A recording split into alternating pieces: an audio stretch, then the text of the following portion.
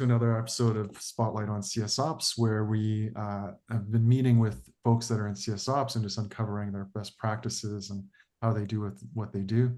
I'm here with my co-host, Matthew Lynn. Hey, Matthew. Hello, Jean. Great to see you. Great to see you as well. And today we have the pleasure of speaking with RJ Aquino. RJ is based out of Vancouver, and he's currently working at PTC as in CS Ops. But I've known RJ for quite some time now. I've worked with him at multiple companies now, and so it's just absolute pleasure to have you to join us here today, RJ. Thanks for joining us. Yeah, thanks for invite.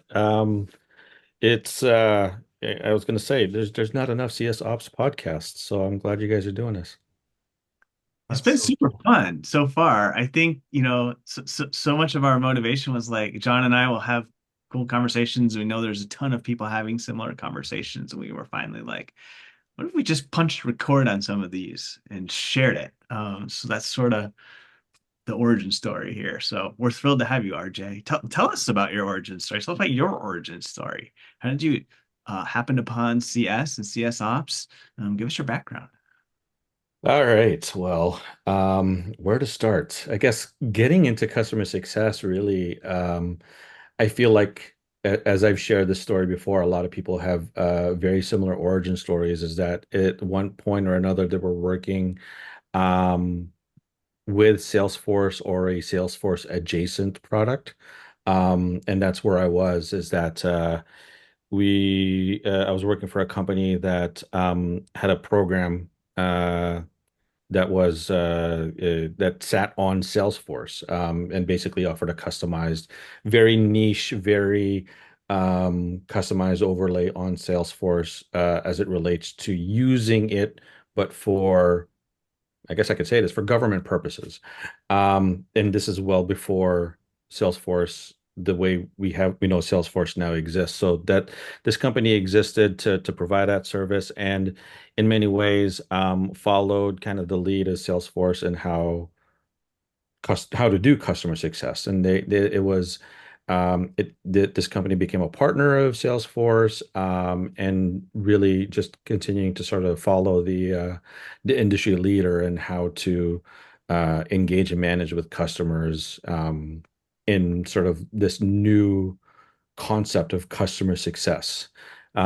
Started out really as kind of this company's first CSM, and because it was such a small company, not only was I the first CSM, I was really kind of the only person with who basically tasked to take all of the new and exciting ideas coming out of what customer success is and what it should be, and implementing it within the company. And it really kind of grew into, okay, so now we're defining kind of how we engage with our customers, how to segment our customers, and how to move beyond the thinking of account management, and then eventually building a team where I would head that up and kind of continue to define what and how customer success was run within this organization. Um, and that was really, yeah, like how I got introduced and exposed to customer success. And it was, to me, a very refreshing, um, it was a very refreshing way to think about how to help your customers, because I guess at that time, predominantly how you thought about your customers were either that, you sold something to them and then now you gotta support them, like tech support, that sort of thing. But thinking about reframing that engagement, reframing that relationship in terms of like helping them succeed, use your product, helping them achieve their goals, and helping them articulate what's valuable to them and how that translates into the usage of whatever product they're using that your company is providing. Um, Felt good, felt right. It resonated because it was providing a lot of value. I felt like it customers or customers at that time, um I would say they were also kind of a little bit surprised at how that engagement went, because it was usually either they were being when they were dealing with a vendor, it was either because something was broken or they're being sold something. And in this case, we're really, helping them achieve their goals. And that's why I was like, maybe, yeah, this feels right. This is something worthwhile in terms of my career and how I can, continue to grow professionally. That's great. The so fast forward us like so how you started at that and then now you're now at PTC. You're a fellow, a Gainsight lead. What's a fellow, by the way? Um, it's a title traditionally conferred upon people who have, I guess, a just sort of achieved it. It's usually in tech companies, it's given to software engineers where you're like a very, very senior and accomplished software engineer. The running joke is because I have friends that are actual fellows at companies like Google and Amazon that they just basically sit around and are fawned upon. That's not the case with me. It's really just something that I'm the most senior and knowledgeable person when it comes to Gainsight and customer success ops. I was totally imagining, you were just sitting in the clouds all day long, pontificating about what the greatest Gainsight configuration might be. I'm I too had surrounded. that image, and I thought, oh, probably you did it with an English accent and a jaunty hat. I was imagining like a tri-corner hat with like the, graduation robes or something. I never got it, but I wish I did. But so now what do you do now then as like so maybe yeah, as I said, like fast forward to now, like how are you more CS ops or are you more just Gainsight lead or what's your current role? So I sit in a I would say unique place compared to what I guess what we've observed in the industry as far as like how organizations are set up with like there's a CS ops department arranged in a particular way. Um, I would say I would describe kind of my role as yeah, there is certainly a technical focus and that people rely on me to vet what is and isn't possible with our tech stack. And to be fair, it's not just Gainsight, it's really kind of everything that would either integrate with Gainsight or any other systems that a CSM would interact with to get them, to help them do their job. But it really, I would feel like best described as like an internal consultant to not just translate processes and requirements and other things into systems, but to also help usher in best practices. Gainsight Pulse was not that long ago, so there's a lot of there's a lot of ideas and information, that I would say because we've been in an industry for so long that we all kind of know already, but then it was also a really great reminder that yeah, these companies have taken these challenges on, and maybe that's something that we can do here and really bringing that back to PTC and reminding them these are industry best practices. This is what the system is capable of, and these are similar problems that we've heard that other companies have had, and how can we make that happen here to achieve, our own goals and objectives and really help everybody be more efficient and productive in their roles. Pose a slightly provocative question about this best practices idea because I applaud that you're doing that and you're going beyond just hey what am I supposed to build and you build it, but I'm curious if where or if even you feel like CS ops best practices live because I've sometimes wondered in our field, like, I have a couple ideas, RJ, you probably have a couple ideas, Jean's got some ideas, but have we put it's like project management has the book of knowledge, right? The it's almost a wizarding, speaking of fellows, a wizarding title, and Yeah. all the best practices are in there. And I feel like, well, I know CS ops doesn't quite have that yet, but what's the state of the world now? Where do those best practices live, or how do you go and get them? Tell me more. I mean, you make a great point. Like, it would be amazing if there was sort of a standard set of best practices that you could just kind of copy and paste across, everybody who is set up in a particular way. And in some ways there is. Like, there can be large organizations with a certain segment of customers that don't need a lot of attention, but we shouldn't ignore. So there would be like that, scaled or pooled model that people would design around that. Um, how I would define best practices now is, what's working for everybody else and how can we make that work for us? And defining best practices is I would say a tricky thing, especially when there are so many variations in um, what the company composition is, what the type of product that you're supporting. Um, and I guess it's also a really interesting time because we're now seeing and hearing more about companies that are adopting customer success principles but don't have a SaaS offering, right?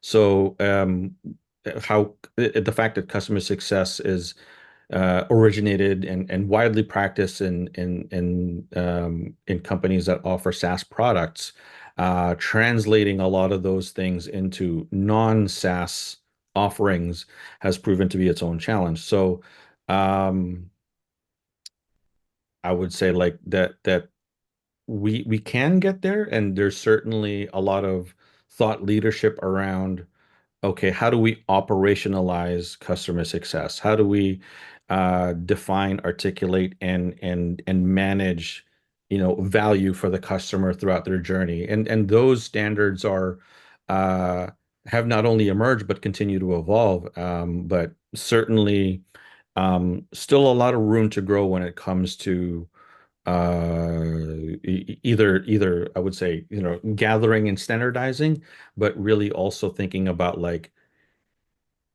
who are we standardizing it for? Hmm. And Yeah. maybe to build further on that, like how do you take that and bring it to your org?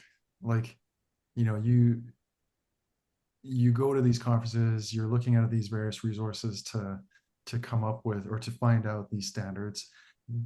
Do you have any advice like how to bring that to your org and how to kind of manage the stakeholders? I mean, quite frankly, like sometimes it's a political battle. Like there's the value, or I should say the merit of the idea and translating it into, well, now we'll be able to manage twice as many customers through a pooled model because, and they won't feel ignored.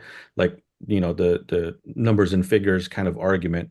Um, and then there's the other argument of a company facing a similar situation has achieved success this way by adopting this best practice. Um, and sometimes it's a trust me, bro, I can do it kind of approach.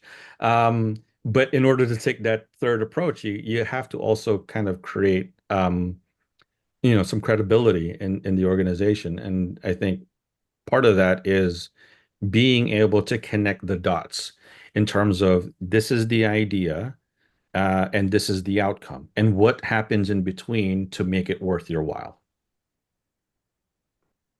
I've often thought CS ops or CS ops, that connecting the dots, the finding the patterns, is one of the gifts that we bring to an organization, that helps them then be like, oh yeah, I didn't even notice that, or I didn't have that idea yet, that perspective yet.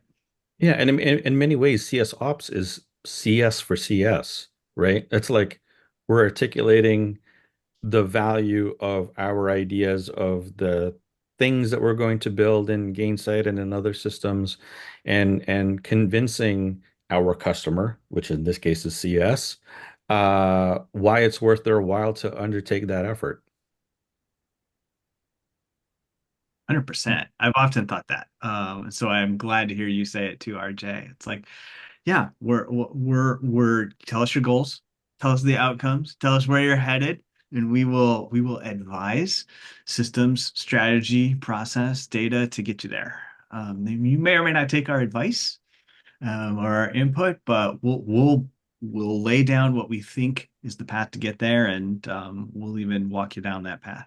Yeah, and I think also what helps to be or what helps to create a compelling vision or presentation is yeah, you kind of you you paint a picture of what's possible, but you also paint a picture of the alternative.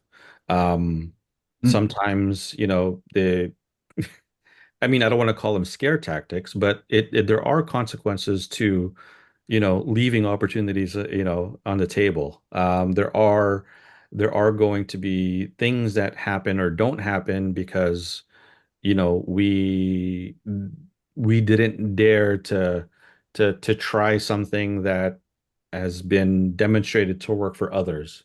So, part of, again, kind of winning the hearts and minds of those decision makers is to make sure that they're aware of not just the options that you have for them, but the outcomes depending on whether or not they choose to go forward with this option or not.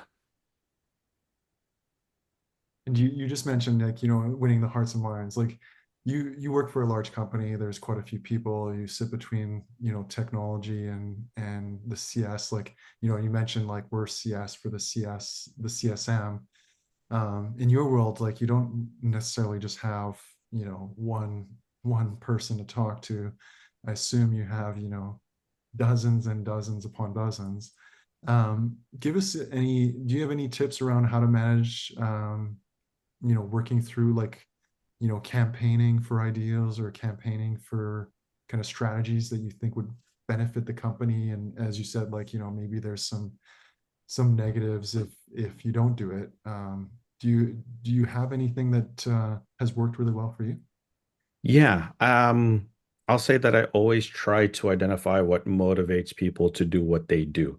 Not necessarily like motivating people, the type I'm talking about the type of motivation in terms of like I'm choosing to use this system over the correct system in air quotes because and why? I guess like answering that question is like why? Or I want to see data arranged in this particular way. And then it's like, again, finding out the why or the motivation why they want to see this data instead of just reacting to it. It's like, yep, we can do it. Um, but also understanding the why because it allows me to, yeah, get a better understanding of um, and try to get the full context of the ask or the gap or whatever situation is needs addressing. But it also really helps me to um, speak to that motivation because speaking to the motivation resonates far more than saying like I have the answers. It's just saying that you have the answers. I mean, yeah, it'll be effective in that you'll get someone's attention, but then will it really convince them? And what you want to try to do is tie that idea that I have the answer to, well, I know you're motivated to see it this way, and the answer is this, and this is why, it'll get you what you really want. That makes a lot of sense. And I have found myself combining those strategies. There are times, and maybe even especially earlier on when I joined a company or a team, I'll be a little more accommodating on the build or the order taking because I'm going for the wins. I'm going for the quick wins and I'm going for the credibility that then allows me later to say, okay, we've delivered a bunch of stuff. Now, this next thing you've asked for, tell me more, tell me why, to your point. And then what if we built it this way? What if we included this process? So I find myself like combining strategies at times because well, yeah, because I want somebody to believe in me. I can deliver it so that later if I introduce a question or push back a bit, that there's some confidence that I'm not just being a stick in the mud. Yeah, and then there's a lot more confidence that there's a lot more confidence, or I should say, a lot more trust in the new things that you're introducing because you understand their motivation, you understand the um, why they do what they do is kind of like, I am uh, at the VP level. This is what's important to me. These are my priorities, why those are important to me, and how I, inspect my book of business and understanding why and being able to speak to that earns that trust and translates into being more receptive about your ideas, the new things that they may not have considered. And again, acting in a more consultative capacity. I mean, yeah, that is a skill that as a sort of a consultant to customer success leaders, you have to be able to say you have to be able to have demonstrated that you understand what's important to them, what their motivations are, so that they trust that you have that in mind as you introduce new things and new solutions to them. Makes sense. Is there anything that kind of like what you're describing, is there any resource or any like where did you where for our audience, like for someone who's just maybe starting in the field, is there anything that helped you learn these tactics, or is this something that you just came about over your career or in your personal life? Like how do you get to this point where you were able to start to employ some of these tools? Yeah, I mean, when you're a fellow and you sit on the cloud, it just kind of, no, it's I would say like a lot of it, I mean, it is, we're more senior in our roles, and kind of that life experience has lent to making mistakes along the way and learning from them, for one. Two, I guess for me personally, my personal situation is that I am I'm always interested in people, and it outside of my day job, I'm quite active and involved in community organizing. And in order to connect and be effective as a community organizer, I think you just have to do kind of everything that I just mentioned, understanding their motivations, being seen as a trusted person or resource, and basically cultivating that relationship to the point of that trust turning into them being receptive to your ideas, to your direction. And I mean, it yeah, I would say there's no sort of in it, at least from my experience, there was no formal, like, if you do this, then do this, you'll achieve this.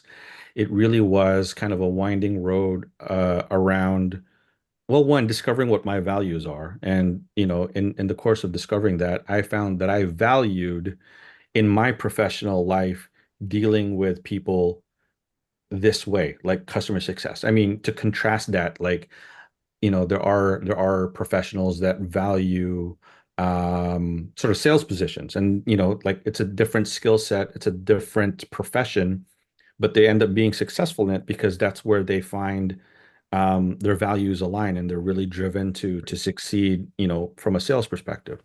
And for me, I'm not a salesperson, and I can't be, because it's not something that aligns with my values or my skill set.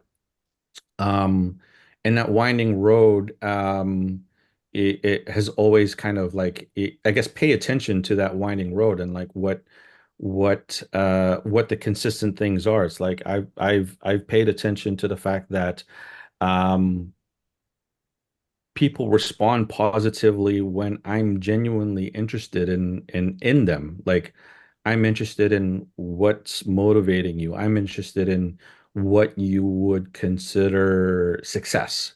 Um, and because I've been paying attention to how they responded, and how we were, engaged in a mutually beneficial relationship, it's just taking inventory of that and then say, like, yep, that worked.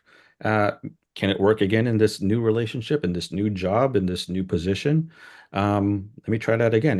And ultimately, it's just like, again, over time, an accumulation of those experiences turned into a validation of um, the approaches that I bring to these relationships, and ultimately made me successful in my career.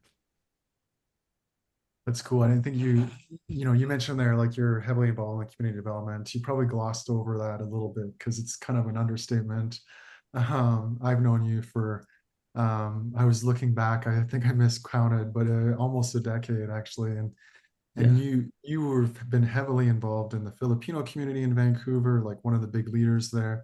But previous to that, you actually started a political party in Vancouver and were quite successful. And I don't know if you're still part of that, but like, yeah, we're not talking like, you set up a Slack channel like like I did, or it's like, it's much broader than that. And so you clearly have, learned a few tricks of the trade just trying to drive that in a like you're driving stakeholder management in a much broader way than what you're probably doing in your current role. So But and the scope and scale may be different, but the principles are the same. That's what I've discovered.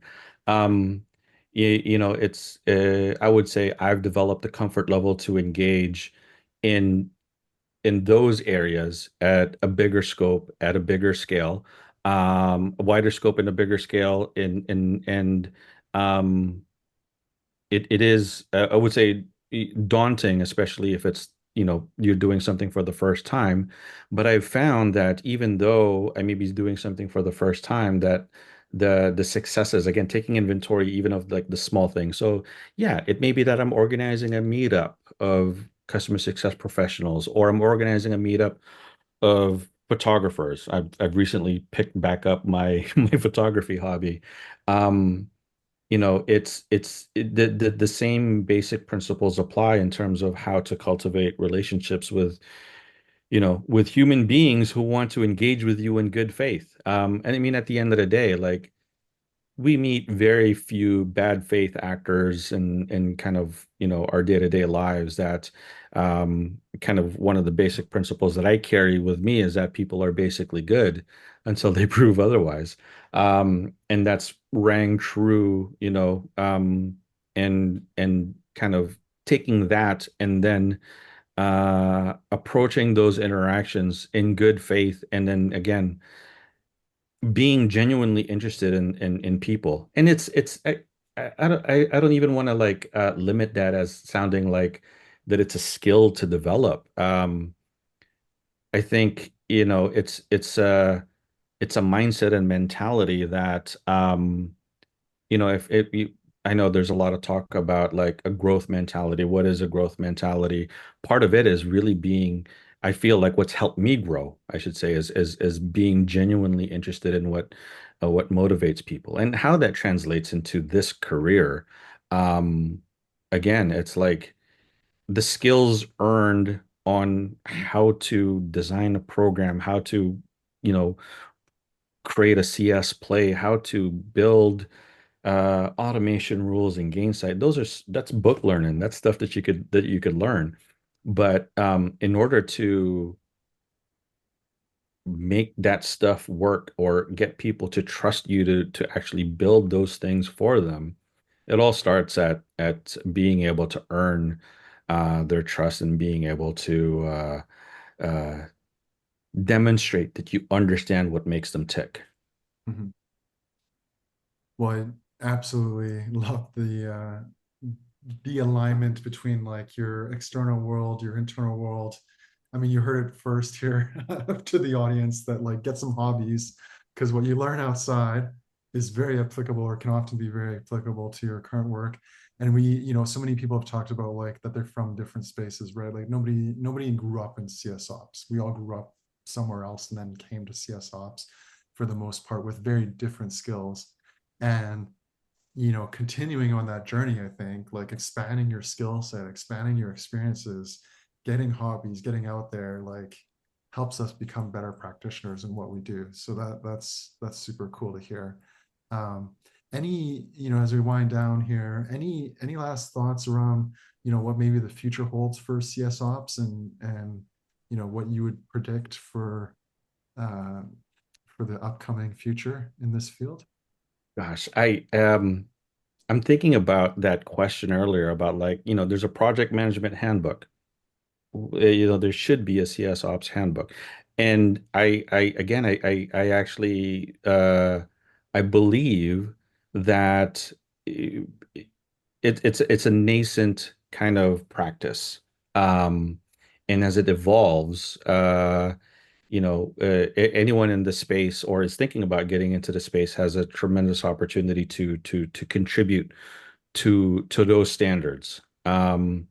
And certainly the thought leadership that you guys are demonstrating here and how you're elevating the voices of a lot of people in the industry who have demonstrated success and an aptitude for this will help us get there. Um, it's also a way for, I mean, getting that done will be a way to accelerate I guess uh widespread acceptance of CS ops as kind of we understand it. And it's almost like inside baseball right now. CS ops is this because it's systems, people, processes. There's the triangle and all that stuff, but it's still kind of inside baseball. But standardizing that and then bringing that to an organization who perhaps they never started in SaaS, or to a leader that never started in SaaS wouldn't know CS ops the way we know it, the way we grew up with it. And again, increasingly, we're seeing and hearing about organizations wanting to adopt customer success principles into non-SaaS organizations. How do you do that? And then, more importantly, how do you operationalize that? And CS ops, is we need to highlight that it's the bridge that allows those ideas to turn into reality. And reality means defining those processes, building the systems in place, and ensuring that you have the right people to make it all run. So, um, I mean, hey, I'm happy to help write that book if you guys are going to pick it up. So just give me a call. I think we just all bit off a project, the three of us. It's funny because I kicked this idea around. This is gonna sound way more developed than it is, but I kicked this book of knowledge concept around with some folks, and we've always agreed there should be one, and then I just keep talking about it. So Or we I mean, start a time to put podcast. pen to paper and see what happens. But Yeah, Or we it, start a it's podcast. it's in podcast form right now, right? that's Uh, right. We'll just take the transcripts and chuck them into an AI tool, and it should just produce our book of knowledge for There us, you right? go. There you go. On out. RJ, it's been amazing to talk to you. I really appreciate this human element you've brought in about understanding motivations and just understanding that, yeah, we're ops and we're tools, but ultimately we're a bunch of humans trying to make something work. And your perspective on that is so refreshing. So thank you for joining us today. It's been a pleasure. Thank you thank you, for having Arjun. me.